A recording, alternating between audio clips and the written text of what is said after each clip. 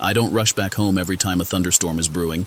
In fact, I'm the type who prefers not to be home during one. Back when this happened, I was living in a college dorm during my sophomore year, rooming with my friend, whom I met the previous year. We got along really well, so there was not anything at home keeping me away. I just liked being out in the storm. Now, that doesn't mean I enjoy getting soaked in the rain, though it doesn't bother me as much as it would bother other people. I love being in a cafe, a library, or even a shop during a storm. On this day, I left my class and saw the sky growing really dark. The air pressure was dropping, and it was clear a big storm was coming. So I decided to head to a bookstore coffee shop I often used for studying. I figured most students would be rushing back to their dorms, leaving the place empty. I was right about it being deserted. Other than 2 employees, one at the bookstore register and the other as a barista, there was only one other customer besides me. It wasn't a huge store, more like a cozy corner. I grabbed a table by the window and set up my stuff, enjoying the view of the storm outside. I just made it in before the rain started pouring. It came down hard. I was working on my laptop and having a peaceful time. After a good chunk of work, something outside caught my eye. Looking out, I was surprised to see my dorm roommate out there in the rain. He had no umbrella, and he was drenched head to toe, walking on the opposite side of the street. He stopped in front of a shop and looked around. Then he turned and headed back the way he came. It struck me as weird, but I wasn't sure what to make of it. Maybe he just got caught in the storm and figured he was already soaked, so he might as well continue. Or perhaps he decided to go back to the dorm. I didn't know. About half an hour later, I saw him again. This time, he kept going in the same direction without turning back. Maybe he'd forgotten something the first time. I wasn't really sure. But seeing him out in the rain for so long without an umbrella got me a little concerned. I got up, went to the door of the bookstore cafe, opened it, and looked around for him. He was nowhere in sight. I sent him a text message as soon as I got back inside. Even though I didn't expect to hear from him, he'd be soaked to the bone, and texting on a wet smartphone isn't easy. I put it out of my mind and kept working. When the storm finally let up a bit, I decided to head back to the dorm. The sky was still gloomy, and it was clear the storm wasn't over. But I was looking forward to the comfort of my room and was curious about what Peter was up to. When I got back to our room, the door was unlocked, which was strange. Peter never left it unlocked, or at least I'd never known him to. But I thought to myself that everyone makes mistakes. As I sat at my desk, I got a text. I checked my phone and saw it was from my roommate. The message was odd.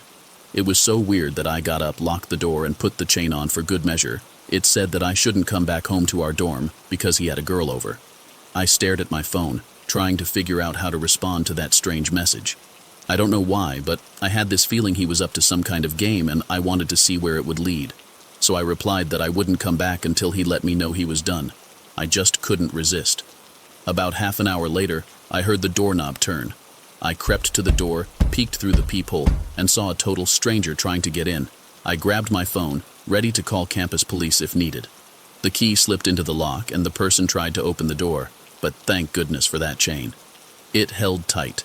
The moment the door resisted, it quickly shut, and I heard the stranger running down the hallway. The whole situation was too bizarre, so I called campus police. I kept trying to text my roommate, but I never got a response. He never returned to the dorm either. Eventually, a missing persons report was filed. This all happened 5 years ago, and neither I or his family have heard a thing about him. All we had to go on was his strange behavior during the storm, and a description I gave of the man I saw through the peephole. No one had keys to the room but us, so whoever that man was, he somehow had his key and his cell phone. Whatever he was doing at our dorm room, he was making sure I wasn't there. I've never seen him again either. I miss him a lot, but I can't help but wonder if I'd have disappeared too if I hadn't been so uneasy and put that chain on the door.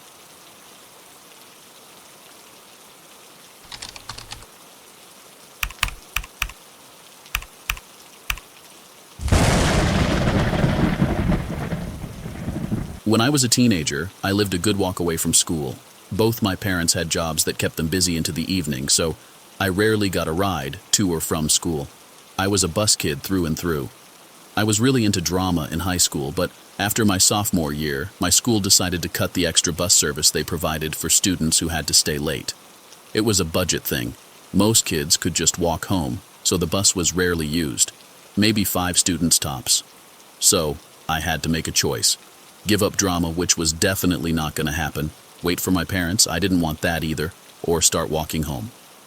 So, I went with the last option. Now, don't get me wrong, it wasn't like I was embarking on a 3-hour marathon after school. The walk usually took about an hour and a half, and I didn't mind it much. But the day this story happened, a storm had been brewing all day. I couldn't focus on anything in class, constantly staring out the window, hoping the rain would hold off. By my last class, I had to decide, take the bus and miss drama, or risk a rainy walk. Of course, I chose the walk.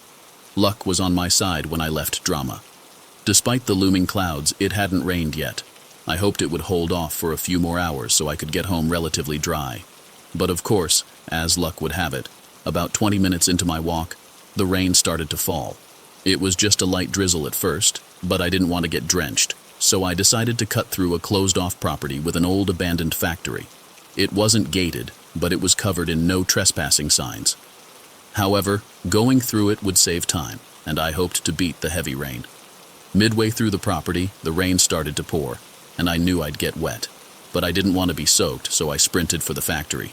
I initially planned to stand under the overhang, but I noticed the door was broken and not boarded up. I thought I'd wait inside until the rain passed. What could go wrong, right? I'm not one of those people who get a kick out of exploring abandoned buildings. They're dirty, covered in graffiti, and usually littered with empty beer bottles. Clearly a popular spot for teenagers to drink. I considered maybe suggesting it to my friends, but then I heard something inside the factory. The first time I thought it was my imagination due to the loud storm, but when I heard it again, I couldn't ignore it. It sounded like something moving in another room. I told myself it was probably just an animal, but the storm was making so much noise and the sound I heard seemed bigger. Maybe a cat, I thought. I considered running back into the rain, but it was pouring now and I would be soaked instantly. Plus, I was intrigued. I thought maybe it was worth checking out. Then there was a loud crack of thunder, and I heard what sounded like a moan. At that point, I thought I might have gotten myself into something I'd regret. I almost ran back out into the storm, but when I heard the noise again, I decided to investigate and see what was going on. My heart was pounding as I turned the corner and saw an open door to another room. I took a deep breath, peeked inside, and saw a girl about my age. Her hands and feet were bound and she had a dish towel tied around her head, covering her mouth. She looked at me with sheer terror. After a moment, I ran to her and started untying her. When I removed the towel, she hugged me as if she knew me. Then she insisted we leave the building immediately. I tried to get her to explain, but she ran past me. We both bolted into the rain, getting soaked. We were closer to the school than my house, so we ran back there and she called the police. Turns out, the girl had been kidnapped by 3 guys from our school. They tied her up and left her in the factory, and she was expecting them to come back for who knows what. Thankfully, I got there before they did. I won't go into all the details of what happened next, but nobody was physically hurt. However, the girl was seriously traumatized. Unfortunately, no one was punished for what they did, and it's painful to think about.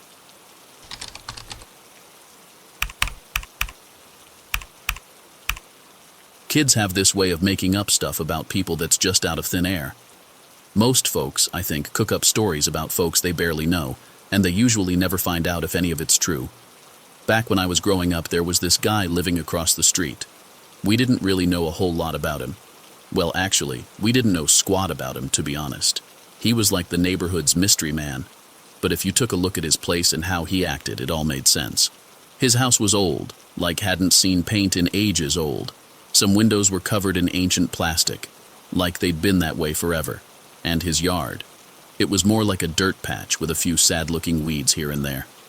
There was a dead tree out front, and a creaky old swing hung from its one lonely branch.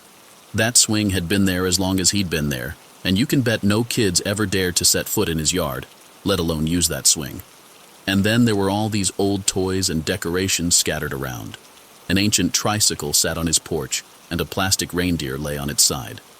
The yard had more of those stuff. The guy's name was Mr. Smith. I have no clue what his first name was. Back then, I didn't even wonder what a grown-up's first name might be. He was an older fella, probably pushing his late 60s. Bald, except for a touch of gray on the sides and back. Just seemed like a friendly old man. But let me tell you, Mr. Smith wasn't the friendly type. He always had this mean look on his face, and I couldn't picture anyone wanting to go chat with him. He never talked to people, hardly ever left his place. We all just figured he was retired.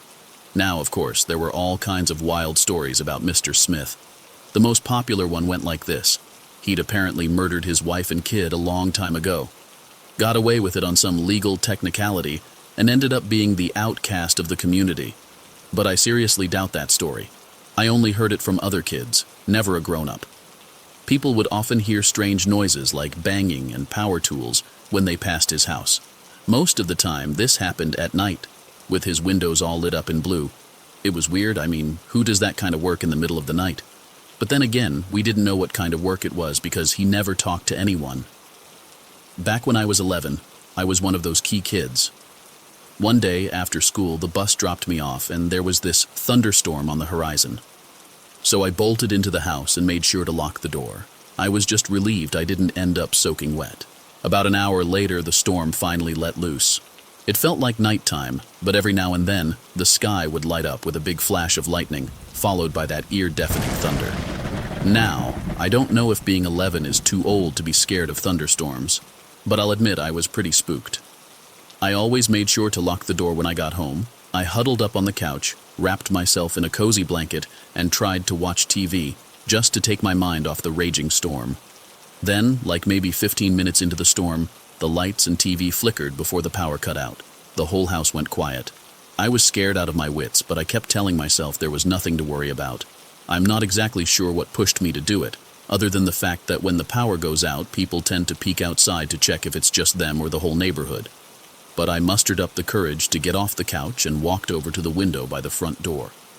As I gazed out, I could see that Mr. Smith's porch lights across the street were still on. He had electricity. I glanced at the house next door, and sure enough, their porch lights were also shining. It was just me in the dark. Then, in a moment that's forever etched in my memory, a lightning bolt illuminated the sky and the whole neighborhood, and in that split second, I spotted Mr. Smith strolling up the sidewalk on the side of my house. It was a brief sight, but he was on our property, probably coming from the back of the house. He could have been the one to cut off our power. I was scared out of my wits, so I sprinted back to the couch and wrapped myself up in the safety of my blanket. Not much time passed before I heard someone messing with the doorknob. The door was locked, but it still rattled a bit. I hadn't bolted it, though. So I mustered all the courage I had, dashed to the door, bolted it shut, and rushed back to the couch. There was another flash of lightning, and I saw a figure at the door through the window. I had no doubt it was Mr. Smith, and I knew he was trying to get into the house. So I grabbed the phone and dialed my dad. He reassured me he'd call the police and rush back home. Then he told me to lock myself in his bedroom. I did as he said, sitting on the bed, scared of every sound I heard. Eventually, I heard the door creak open and my heart was racing. But to my immense relief, it was my dad's voice calling me to open the door. By the time my dad got home, Mr. Smith had already vanished. He must have changed his mind about breaking in, I suppose. I doubt the police, when they arrived, took my story too seriously. They'd heard all those rumors about the old man, but my dad filled them in on the details. Someone had tampered with the power box outside, cutting off our electricity. So they paid a visit to Mr. Smith and had a talk with him. My dad spoke with him too, but they never shared what they discussed. After that day, Mr. Smith never returned to our house. The few times I did see him, he always gave me this bone-chilling look. I guess a part of me always thought those stories were made up. But after that day, I couldn't help but believe he was up to something. Thank goodness my parents taught me well about locking the door when I got home. Or I might have a very different tale to tell, if I could tell a tale at all.